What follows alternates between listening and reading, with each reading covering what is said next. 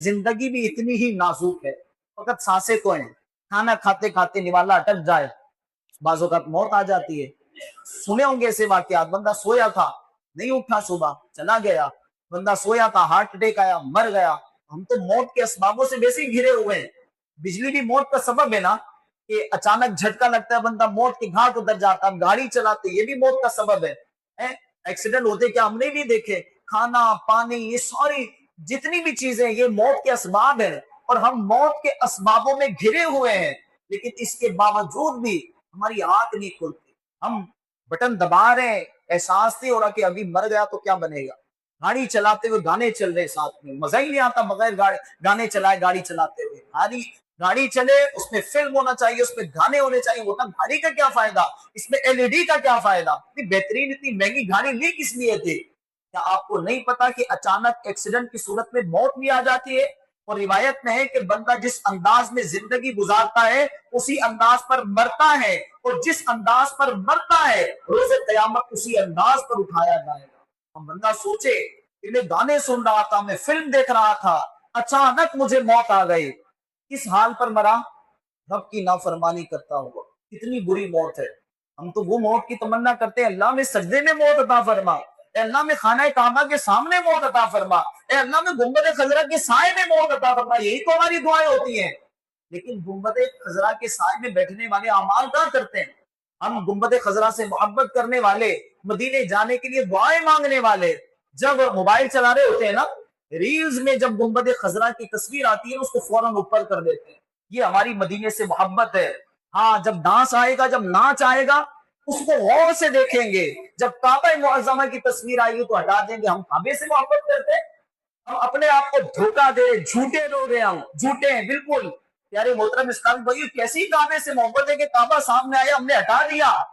नाच गाने सामने आए उसको गौर से देखे, बार बार देखे, उसको आगे फॉरवर्ड कर रहे हैं। ये तो हमारा अंदाज़े जिंदगी है। प्यारे मोहतरम इस्लामी भाइयों, हम मरने की तो अच्छी तमन्नाएं करते हैं, लेकिन हमारा अंदाज़े जिंदगी तो फिरौन वाला है, कारून वाला है, उबई बिन खल्फ वाला है। तो हम तो मुनाफिकीन वाले अमाल कर रहे हैं, कुफार वाले अमाल कर रहे हैं। लेकिन मरना कहाँ है? मरना गुंबदे खजरा के साए पे है। सुभान अल्लाह। फरमाया गया कि बंदा जैसी जिंदगी गुजारेगा मौत वैसी ही आएगी। अब अगर इबादतों वाली जिंदगी गुजारी तो इबादतों में मौत आ जाएगी। अल्लाह अज़्ज़ व जल की इताअत में जिंदगी गुजारी और उसको राजी करके जिंदगी गुजारी तो उसकी रिजा में मौत आ जाएगी। लेकिन अगर फिल्में ड्रामे देखते हुए जिंदगी गुजारी तो क्या आपने नहीं सुना कि गाने गाते गाते, फिल्में देखते देखते भी लोग मर जाते। बाकायदा फंक्शन हो रहा था, अचानक वहां कोई हादसा पेश आया, कई लोग मर गए। माह रमजानुल मुबारक में, माह रमजान की रातों में कुछ अमीर तरीन लोग थे, शराब की महफिलें सजाएं और आधी रात को गाने चल रहे, शराब पी रहे। शराब कच्ची थी, कच्ची शराब की वजह से माह रमजान की बेहुरमती करने के सबब सब के सब मौत के घाट उतर गए। ऐसी इबरतनाक मौत है। अल्लाह हमें ऐसी मौत से पनाह अता फरमा, अपनी रिजा वाली मौत अता फरमाए। लेकिन याद रखें कि रिजा वाली मौत कब आती है?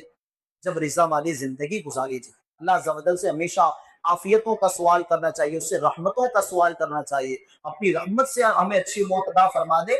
हमारे हालात अच्छे नहीं है, हमारा अंदाज अच्छा नहीं है, मालदार हो या गरीब, बहरहाल अगर आखिरत अच्छी करनी है तो दुनिया अच्छी गुजारनी होगी। एक मरतबा हजरत हसन बसरी अलैहिर्रहमा एक मरीज के पास तशरीफ लाए, उस पर नज़ा की कैफियत तारी थी। इमाम हसन बसरी ने यह हालत देखी जिस मामले की, तो आप रहमतुल्लाहि ताला ने फरमाया जिस मामले की इब्तिदा ऐसी हो उसकी इंतहा से डरना चाहिए, और जिसकी इंतहा ऐसी हो उसकी इब्तिदा से किनारा कशी इख्तियार करनी चाहिए। ये बात बड़ी समझने की है, बड़ी गहरी है और हमारे दिल को चोट करने वाली है। वो मौत की हालत में था और उसकी इब्तिदा कहाँ हो रही थी? आखिरत में।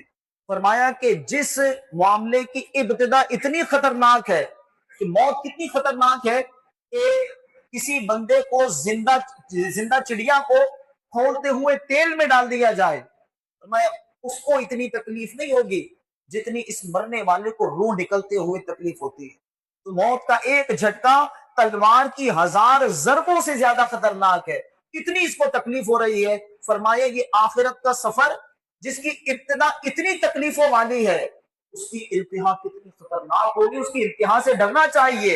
اب بندہ غور کرے کہ آخرت کے معاملات کتنے خطرناک ہوں گے، یہ تو ابھی ابتدا ہے، یہ تو ابھی شروعات ہے کہ جس میں اتنی تکلیفیں ہیں۔ اب یہ قبر میں کیا بنے گا، قبر میں منکر نکیر کی آمد کے وقت کیا ہوگا، اگر ان کے درست جوابات نہ دے سکا تو کیا ہوگا۔ یہ تو جو مرنے والا ہے، یہ جو اس پر تکلیف ہے، یہ ابتدا ہے، اس کی انتہا سے ڈرنا چاہیے کہ اس وقت بندہ کیا کرے گا جب قبر میں تنہا ہے، نہ بھاگ سکتا ہے، نہ کسی کو بلا سکتا ہے، نہ کوئی اس کی مدد کر سکتا ہے، تنہے تنہا پڑا ہوا ہے۔ اور اب اس پر عذاب ہوتا ہے کہ فجر کی نماز نہ پڑھی تو ظہر تک عذاب ہو رہا ہے، ظہر نہ پڑھی تو عصر تک عذاب ہو رہا ہے، عصر نہ پڑھی تو مغرب تک عذاب ہو رہا ہے۔ اب بندہ غور کرے کہ نمازیں پڑھی کتنی ہے، وہ وقت کتنا کٹھن ہوگا۔ تو فرمایا جس کی ابتدا اتنی خطرناک ہے اس کی انتہا سے ڈرنا چاہیے۔ اور پھر یہ تو قبر پہلی منزل ہے، پھر آگے چلیے جناب میدان محشر میں۔